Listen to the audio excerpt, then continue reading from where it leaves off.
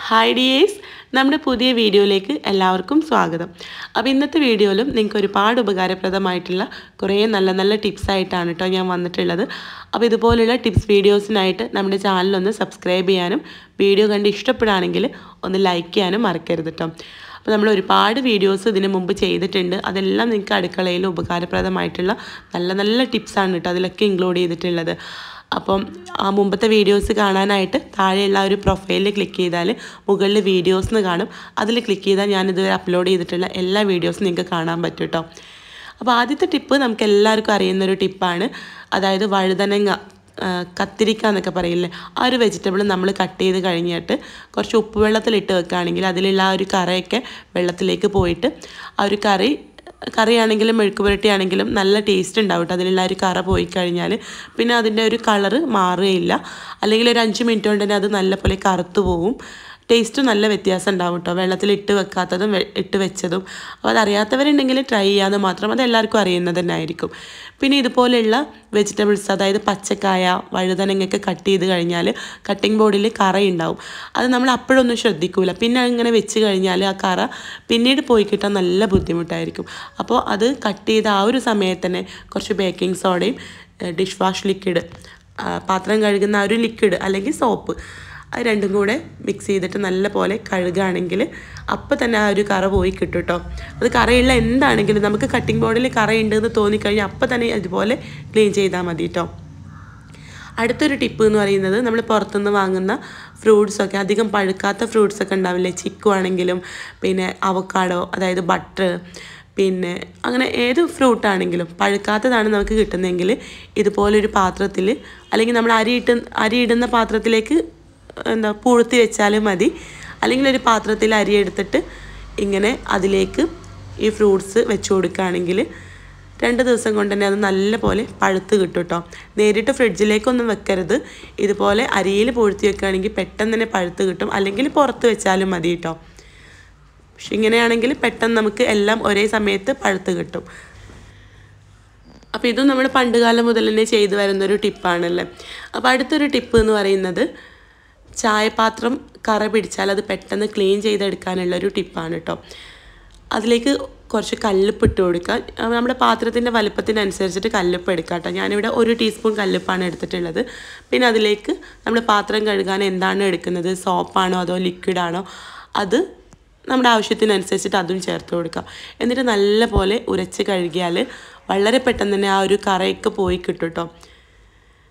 കല്ലുപ്പിന് പകരം നിങ്ങൾക്ക് പൊടിയുപ്പും എടുക്കാം, രണ്ടായാലും കുഴപ്പമില്ല. കല്ലുപ്പാണെങ്കിൽ ഒരുപാട് അങ്ങോട്ട് ഉരക്കാതെ തന്നെ പെട്ടെന്ന് ക്ലീൻ ചെയ്തെടുക്കാൻ പറ്റും. അപ്പോൾ ഇതിൻ്റെ ആ ഒരു വ്യത്യാസം കാണുമ്പോൾ തന്നെ നിങ്ങൾക്ക് മനസ്സിലാവും കേട്ടോ.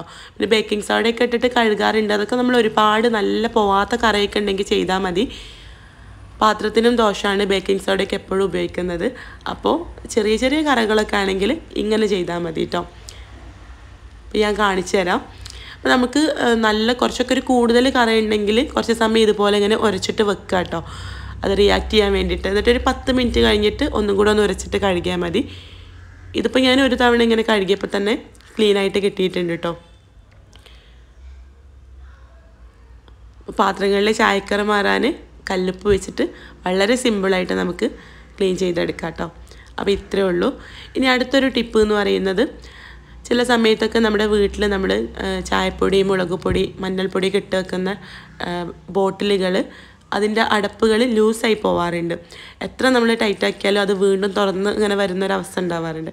അപ്പോൾ അത് ടൈറ്റാക്കാനുള്ളൊരു മാർഗ്ഗമാണ് കേട്ടോ. നമ്മൾ ആ ഒരു മൂടി വെക്കുന്ന ആ ഒരു ഭാഗമല്ലേ, അവിടെ 1 or 2 റബ്ബർ ബാൻഡ് ഇട്ട് കൊടുത്താൽ മതി. ഒരു റബ്ബർ ബാൻഡ് ഇട്ടിട്ട് ഒന്ന് അടച്ചു നോക്കുക. എന്നിട്ട് അപ്പോഴും ലൂസാണെങ്കിൽ ഒന്നും കൂടെ ഇട്ട് കൊടുക്കുക. ഞാൻ കാണിച്ചു തരാം കേട്ടോ. ജസ്റ്റ് ഇതൊന്നിട്ട് തിരിക്കുമ്പോഴേക്കും ഇത് ടൈറ്റായിട്ട് കിട്ടിയിട്ടുണ്ട്. ഇനി അടുത്തൊരു ടിപ്പ് എന്ന് പറയുന്നത്, നമ്മുടെ വീട്ടിൽ ഗസ്റ്റൊക്കെ വരുന്ന സമയത്ത് നമ്മുടെ ഫ്രീസറിൽ ചിക്കനോ ബീഫോ ഒക്കെ ഉണ്ടാവും. അപ്പോൾ അത് നമ്മൾ പെട്ടെന്ന് തന്നെ പുറത്തെടുത്ത് വെക്കും. അവർ പോയാലും ചിലപ്പോൾ അത് അലിഞ്ഞ് കിട്ടുന്നു വരില്ല. അപ്പം അത് പെട്ടെന്ന് അലിഞ്ഞ് വരാൻ, അതായത് അതിൻ്റെ ഐസൊക്കെ പോയിട്ട് പെട്ടെന്ന് നമുക്ക് വേർതിരിച്ചെടുക്കാനും കട്ട് ചെയ്തെടുക്കാനും പറ്റുന്നൊരു ടിപ്പാണ് കേട്ടോ. ഇത് പുറത്തെടുത്ത് വെച്ച ഉടനെ തന്നെ അതിലേക്ക് കുറച്ച് ഉപ്പിട്ട് കൊടുക്കുക. കല്ലുപ്പായാലും പൊടിയുപ്പായാലും കുഴപ്പമില്ല. അതിൻ്റെ മുകളിലായിട്ട് കുറച്ച് ഉപ്പ് വിതറി കൊടുത്താൽ 5 മിനിറ്റ് കൊണ്ട് തന്നെ അതിൻ്റെ ആ ഒരു ഐസൊക്കെ അലിഞ്ഞ് പെട്ടെന്ന് തന്നെ അത് നമുക്ക് വേർതിരിച്ചെടുക്കാൻ പറ്റും കേട്ടോ. ഇതിപ്പോൾ കട്ട് ചെയ്യാതെ വെച്ചതാണ്. ഏതായാലും കട്ട് ചെയ്തതാണെങ്കിലും കുറച്ച് ഉപ്പിട്ടിട്ട് വെള്ളത്തിലേക്ക് ഇറക്കി വെച്ച് കൊടുത്താൽ മതി. പെട്ടെന്ന് തന്നെ അതിൻ്റെ ഐസൊക്കെ പോയി കിട്ടും. അപ്പോൾ ഇനി നമുക്ക് പെട്ടെന്ന് ചിക്കനോ ബീഫൊക്കെ ഫ്രീസറിൽ നിന്ന് എടുത്ത് എന്തെങ്കിലും ഉണ്ടാക്കണമെന്നുണ്ടെങ്കിൽ ഇതുപോലെ ചെയ്ത് കൊടുത്താൽ മതി കേട്ടോ. അറിയാത്തവരുണ്ടെങ്കിൽ ട്രൈ ചെയ്ത് നോക്കാം. അപ്പോൾ അടുത്തൊരു ടിപ്പ് എന്ന് പറയുന്നത്, നമ്മൾ ഓയിലുകളൊക്കെ സൂക്ഷിക്കുന്ന ബോട്ടിൽ, വെളിച്ചെണ്ണ അല്ല കേട്ടോ, പാം ഓയിൽ, റിഫൈൻഡ് ഓയിൽ, ഏതെങ്കിലും റിഫൈൻഡ് ഓയിൽ, സൺഫ്ലവർ ഓയിൽ, അതൊക്കെ സൂക്ഷിക്കുന്ന ബോട്ടിലുകൾക്കൊരു പ്രത്യേക ഒട്ടിപ്പിടുത്തമായിരിക്കില്ല. അതിനെ പുറത്തേക്ക് ഇങ്ങനെ തൊടുന്ന സമയത്തൊരു ഒട്ടിപ്പിടിക്കൽ ഫീൽ ചെയ്യാറുണ്ട്. അപ്പോൾ അത് പൂർണ്ണമായിട്ടും ആ ഒരു ഒട്ടിപ്പിടുത്തം മാറ്റാൻ വേണ്ടിയിട്ട് കുറച്ച് ബേക്കിംഗ് സോഡയും സോപ്പ് ലിക്വിഡും, അതായത് ഡിഷ് വാഷ് ലിക്വിഡും കൂടെ മിക്സ് ചെയ്തിട്ട് കുറച്ച് വെള്ളം കൂടെ ഒഴിച്ചിട്ട് അത് മിക്സ് ചെയ്തിട്ട് അത് വെച്ചിട്ട് ഈ ഒരു ബോട്ടിൽ കഴുകിയെടുത്താൽ മതി കേട്ടോ. എന്നാൽ നമുക്ക് ഈ ബോട്ടിലിൻ്റെ ആ ഒരു വഴുവഴുപ്പൊക്കെ മാറിക്കിട്ടും. നല്ല രീതിയിൽ വഴുവഴുപ്പ് ഉണ്ടെങ്കിൽ ഇതുപോലെ വെള്ളം ചേർക്കണ്ട കേട്ടോ. ഡിഷ് വാഷ് ലിക്വിഡ് മാത്രം ചേർത്തിട്ട് ബേക്കിംഗ് സോഡ മിക്സ് ചെയ്യുക. അപ്പോൾ നല്ല തിക്കായിട്ടുള്ളൊരു പേസ്റ്റ് രൂപത്തിലാണ് നമുക്ക് കിട്ടുക. അപ്പോൾ അത് ഈ ബോട്ടിലിൻ്റെ പുറത്ത് പുരട്ടിയിട്ട് ഒരു 10 മിനിറ്റ് വെക്കുക. അതിനുശേഷം തേച്ച് കഴുകിയാൽ മതി കേട്ടോ. ഇതിപ്പോൾ ഒരുപാടൊന്നുമില്ല, ചെറിയൊരു ഒട്ടുപിടുത്തം മാത്രമേ ഉള്ളൂ. അപ്പോൾ ഇതുപോലെ വെള്ളം ഒഴിച്ചിട്ട് അപ്പം തന്നെ നമ്മൾ കഴുകിയെടുക്കുകയാണ് കേട്ടോ. തേച്ച് വെക്കുന്നൊന്നുമില്ല. നല്ല രീതിയിൽ നമുക്കിത് ക്ലീൻ ചെയ്തെടുക്കാം കേട്ടോ. അതിൻ്റെ ഉൾഭാഗവും പുറം ഭാഗമൊക്കെ നമുക്ക് നല്ല രീതിയിൽ ഉരച്ച് കഴുകി കൊടുക്കാം. അപ്പോൾ ഇനി ഈ ഒരു ബോട്ടിൽ ഇതുപോലെ ഒന്ന് ക്ലീൻ ചെയ്ത് നോക്കൂ കേട്ടോ. നല്ല രീതിയിൽ നമുക്ക് ക്ലീൻ ചെയ്തെടുക്കാൻ പറ്റും. ഇനി അടുത്തൊരു ടിപ്പ് എന്ന് പറയുന്നത്, നമ്മൾ പാത്രം കഴുകാനെടുക്കുന്ന ഇതുപോലെയുള്ള ബാർ സോപ്പുകളാണെങ്കിൽ, അതായത് എക്സോ, വിംബാർ, അങ്ങനത്തെയൊക്കെ സോപ്പുകളാണെങ്കിൽ അത് നമ്മളെപ്പോഴും ഇങ്ങനെ വെള്ളം ഉപയോഗിച്ച് കഴുകുന്നതല്ലേ, ഈ സോപ്പിൽ ഇങ്ങനെ മുക്കിയിട്ട്. അപ്പോൾ പെട്ടെന്ന് തന്നെ അത് അലിഞ്ഞു പോകാനുള്ള ചാൻസ് ഉണ്ട്. കണ്ടോ, ഈ ഒരു പാത്രത്തിൻ്റെ അടിയിലൊക്കെ എത്രത്തോളം സോപ്പാണ് ഇരിക്കുന്നതെന്ന് കണ്ടോ. അപ്പോൾ ഇത് അലിഞ്ഞു പോവാതിരിക്കാനുള്ളൊരു ടിപ്പാണ് കേട്ടോ. നമ്മൾ ആ ഒരു സോപ്പ് ഇട്ട് വെക്കുന്ന ഒരു പാത്രമല്ലേ, അതിൻ്റെ മുകളിലായിട്ട് 3-4 റബ്ബർ ബാൻഡ് ഇതുപോലെ ഇങ്ങനെ വെച്ച് കൊടുക്കുക. നമ്മുടെ സോപ്പിൻ്റെ വലുപ്പത്തിനനുസരിച്ചിട്ട് റബ്ബർ ബാൻഡ് വെച്ച് കൊടുക്കുക കേട്ടോ. ഞാനിവിടെ ഒരു 5 എണ്ണം വെച്ച് കൊടുക്കുന്നുണ്ട്. കുറച്ച് ഗ്യാപ്പ് ഇട്ടിട്ട് ഇതുപോലെ വെച്ച് കൊടുക്കുക. എന്നിട്ട് അതിൻ്റെ മുകളിലായിട്ട് നമ്മൾ സോപ്പ് വെക്കുകയാണെങ്കിൽ ആ സോപ്പ് പിന്നെ അലിഞ്ഞു പോവുകയില്ല കേട്ടോ. വെള്ളമൊക്കെ താഴേക്ക് ഒറ്റിയിട്ട് അത് നല്ല ഡ്രൈ ആയിട്ട് തന്നെ ആ ഒരു സോപ്പ് ഇരുന്നോളും. നല്ല യൂസ്ഫുൾ ആയിട്ടുള്ളൊരു മാർഗ്ഗമാണ് കേട്ടോ. അതിൻ്റെ മുകളിൽ തന്നെ നമ്മുടെ ഒരു സ്പോഞ്ചോ സ്ക്രബ്ബറോ വെച്ച് കൊടുക്കുകയും ചെയ്യാം. കണ്ടോ, ഇതിൻ്റെ മുകളിലായിട്ട് സോപ്പ് വെച്ച് കൊടുക്കുക. അപ്പോൾ ഇങ്ങനെ ചെയ്യുമ്പോൾ ആ സോപ്പിലുള്ള വെള്ളമൊക്കെ താഴേക്ക് പോയിട്ട് സോപ്പ് എപ്പോഴും നല്ല ഡ്രൈ ആയിട്ടിരിക്കും. പിന്നെ സ്ക്രബ്ബറോ സ്പോഞ്ചോ ആണെങ്കിലും അതിൻ്റെ മുകളിൽ വെച്ച് കൊടുത്താൽ അതും നമുക്ക് നല്ല ഡ്രൈ ആയിട്ട് സ്മെല്ലൊന്നും വരാതെ തന്നെ സൂക്ഷിക്കാൻ പറ്റും.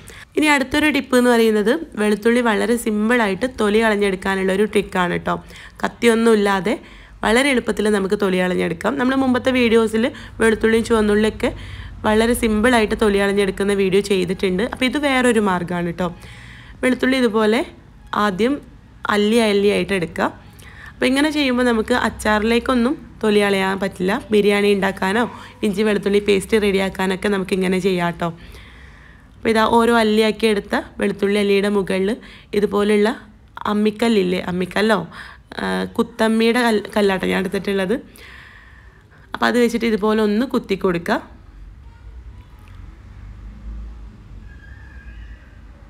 അപ്പോൾ ഇങ്ങനെ ആകുമ്പോൾ നമുക്ക് ചതഞ്ഞിട്ടാണ് വെളുത്തുള്ളി കിട്ടുക.